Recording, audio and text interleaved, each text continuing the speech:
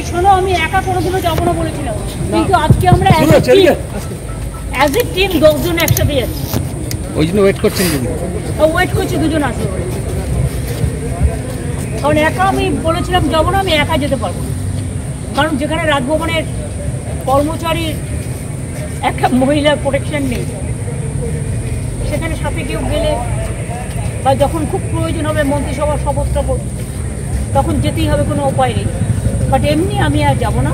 কিন্তু আজকে 15ই আগস্ট স্বাধীনতা দিবস, আজকের দিনে অনেকে অনেক রাজনীতি করেছেন, অনেক কথা বলেছেন। আমি শুধু বলবো আগে চ্যারিটি বিগিনস অ্যাট হোম, নিজেদের দিকে তাকাতে। রাজভবনে আজকে মেয়ে ওই যে ওয়ার্কার এমপ্লয়ি, তার কেসটা তো আপনারা সবাই জানেন, আমার নতুন করে বলার কিছু নেই। আগে নিজের দিকে তাকাতে হবে, তারপরে তো অন্যদের সমালোচনা করবে। আর আমি তো পরিষ্কার বলেছি যে এই ঘটনাটায় আমরা সবাই নিন্দা করি। আমি কালকে ফাঁসির দাবিতে মিছিলও করব এবং আমরা চাই ফাঁসি হোক। আমি পুলিশকেও সেই হোক বলেছিলাম সেইভাবে, এবং ওরা করেও ছিল। আজকে ওদের জিনিসগুলোই তো নিয়ে ওরা করছে, কাজে ওরা কাজটা অনেকটা গুটিয়ে দিয়েছিল। যে কটা লোককে ডাকা বাকি ছিল, ওরা হাতে 4-5 দিন টাইম ছিল, ওরা সেটা করে নিল। কালকের ঘটনা কি দিদি কোনো পলিটিক্যাল দলে কোনো হাত রয়েছে? কালকের যে ঘটনা রাতে, হ্যাঁ কালকে রাতের যে ঘটনা, কোনো অন্য রাজনীতি? ভিডিও দেখুন, দেখলেই পতাকা দেখতে হবে। ভিডিওগুলো দেখুন না, ভিডিওগুলো পাননি আপনারা? ভিডিওগুলো দেখলেই পেয়ে যাবে। এত আইএকে দিয়ে এআইকে দিয়ে উল্টোপাল্টা সবার মুখ দিয়ে আর যা তা বলাচ্ছে, তৈরি করে ফেক ভিডিও। এটা ক্রাইম নয়? এগুলো তো ধরা পড়বে একদিন। অসত্য জিনিসটা বিশ্বাস করতে আমি মানুষকে অনুরোধ করছি, প্লিজ বিশ্বাস করবেন না। সোশ্যাল নেটওয়ার্কে আজকে ম্যাক্সিমাম ফেক ভিডিও চলছে। পুলিশ গ্রেফতার করেছে 10 জনকে। সেটা পুলিশের ব্যাপার, পুলিশ বলতে পারে, পুলিশ তার কথা পুলিশ বলবে, সেটা তো আমি বলার শোভা পায় না। যার কাজ সে করুক। আমার ডিসি খুব অসুস্থ, ডিসি অজ্ঞান হয়েছিল, তার সারা গা রক্তে ভেসে গেছে ওদের অত্যাচারী।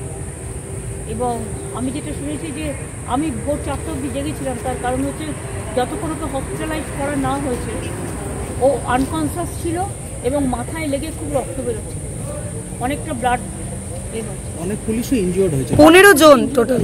তবু ওরা সহ্য করেছে। সহ্য করা ভালো। ছাত্রছাত্রীদের প্রতি আমাদের কোনো রাগ নেই, ওরা করেনি, আমি ওদের সমর্থন করি। কিন্তু আমার রাগ হচ্ছে যারা পলিটিক্যাল পার্টিগুলো এর মধ্যে ঢুকে মানে খোলা জলে মাছ ধরতে নেবে, অ্যাকচুয়াল সমবেদনা চান না, আত্মার শান্তি চান না। আমি ছাত্রছাত্রীদের কোনো দোষ দিচ্ছি না। বহিরাগত কিছু রাজনৈতিক লোক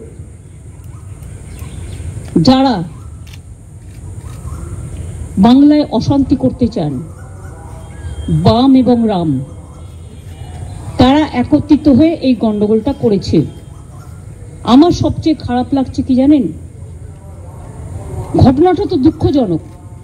আমরা বারবার বলেছি ফাঁসি চাই, আমি তো কালকেও মিছিল করবো ফাঁসির দাবিতে। তদন্ত তাড়াতাড়ি হোক, আমরা তো রবিবারের মধ্যে শেষ করব ঠিক করেছিলাম। তা কোর্ট যখন সিবিআইকে দায়িত্ব দিয়েছে, তারা যে সহযোগিতা চাইবে আমরা করব, এবং আমরা সমস্ত ডকুমেন্ট দিয়েছি। যেগুলো কিছু কিছু লিক করা হচ্ছে, সেটা আমাদের পুলিশ যখন এনকোয়ারি করছিল কিছু লিক হয়নি, কারণ সুপ্রিম কোর্টের একটা ইনস্ট্রাকশন আছে, মৃতদেহের ছবি বা তার নাম বা মিডিয়ার ট্রায়াল যতক্ষণ পর্যন্ত এনকোয়ারি শেষ না হচ্ছে ততক্ষণ করা যায় না। তাও আমরা কাল দেখেছি। আমার কথা হচ্ছে মৃত্যুটা খুবই বেদনাদায়ক, তার পরিবারের প্রতি আমার পুরো সমবেদনা আছে। আমি কেন, আমাদের বাংলার সকলের, সারা দেশের সকলের। কখনো কখনো একাত্রা ঘটনা ঘটে যায়, এটা একটা সামাজিক ব্যাধি, এবং এরা সমাজের শত্রু, এরা কেউ বন্ধু নয়। সেই জিনিসটাকে আমরা কখনো সমর্থন করি না, করতে পারি না। কালকে উত্তরপ্রদেশেও সেম জিনিস ঘটেছে, একটা দলিত মেয়ের উপরে। তার 2 দিন আগে মধ্যপ্রদেশেও ঘটেছে।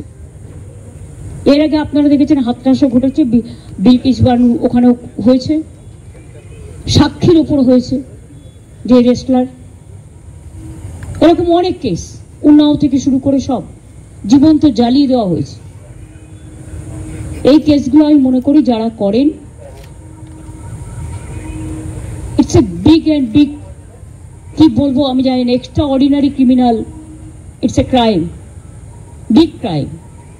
এর কোনো শাস্তিতে লাভ নেই, একটাই শাস্তি, ফাঁসি দিয়ে দাও, যাতে একজনকে ফাঁসি দিলে অন্যরা কিছু করবার আগে ভয় পায়। কিন্তু আমি এটা নিশ্চয়ই বলবো, প্রকৃত দোষী যেন শাস্তি পায়, নিরপরাধী যেন না পায়।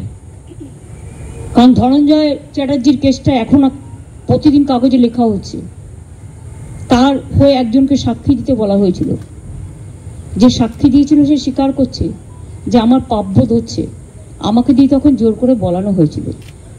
এই দিকটা আমরা যেন লক্ষ্য রাখি, দোষীরা শাস্তি পাক, কিন্তু কোনো নিরপরাধীকে যেন এই শাস্তি পেতে না হয়। যে ডাকতে পারে, সবাইকে কথা বলতে পারে, আলোচনা করতে পারে, কারো কোনো কোয়ারি থাকলে ডাকতেই পারে, এটা তো ইনভেস্টিগেশনের নিয়ম।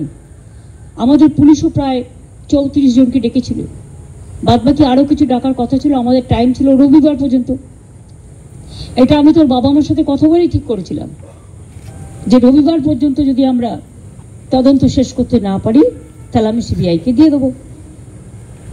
এবং আপনারা দেখুন, আমি সোমবার দিন ওনাদের বাড়িতে গেলাম, ঘটনা ঘটেছে শুক্রবার, পুলিশের হাতে টাইম ছিল মঙ্গল, বুধ, বৃহস্পতি, শুক্র, শনি, তার আগে কোর্ট অর্ডার দিয়ে দিয়েছে। আমাদের কোনো আপত্তি নেই, কোর্ট যা ভালো বুঝেছে করেছে। আপনি কি মনে করেন সাধারণ মানুষ যে চিকিৎসা পাচ্ছে না, যারা অনেক হাসপাতালগুলো অনেকে মারা গেছে বিনা ট্রিটমেন্টে, এবং আমার কাছে এক্ষুনি খবর এসেছে কয়েকজন পেশেন্ট যারা আছে ওখানে, তারা বলেছে আমরা আমাদের পেশেন্টকে নিয়ে চলে যেতে চাই, কারণ আমরা ট্রিটমেন্ট এখন যদি কোনো পেশেন্ট বলে তার বাড়ির লোক যে আমি এখানে ভরসা করতে পারছি না, আমার ট্রিটমেন্ট হচ্ছে না, আমি আমার পেশেন্টকে নিয়ে যেতে চাই, সে তো নিয়ে যেতে পারে, এটা তার নিজের অধিকার। খারাপ লাগছে আমাদের, আজকে তো প্রায় 6-7 দিন হয়ে গেল, আর কদিন চিকিৎসকদের ট্রিটমেন্ট দেওয়াটা তো একটা তাদের নৈতিক, ওরা অঙ্গীকার নেয়। পুলিশের যেমন কোনোদিন ছুটি নেই, এবং পুলিশে যেমন পুজো হোক এ হোক, ওদের সারাক্ষণ ডিউটি দিতে হয়, যখনই ডাকবে এমার্জেন্সি আসতে হয়। ডাক্তারদের সার্ভিসটাও এমার্জেন্সি সার্ভিস, এটা তাদের বিবেচনার উপর আমি ছেড়ে দিলাম। আমরা তো আবেদন জানিয়েছি বারবার, গরিব মানুষ সাফার করছে, খুব সাফার করছে, অন্যান্য জেলা থেকেও তো প্রচুর গরিব মানুষ সাফার করছে। তবে জেলা থেকে আর যেন এখন যতক্ষণ স্বাভাবিক কার্যকর না হচ্ছে, পেশেন্ট না পাঠাতে আমি জেলার হসপিটালগুলোকে অনুরোধ করব, যেখানে ট্রিটমেন্ট হচ্ছে সেখানে পাঠাতে। Thank you.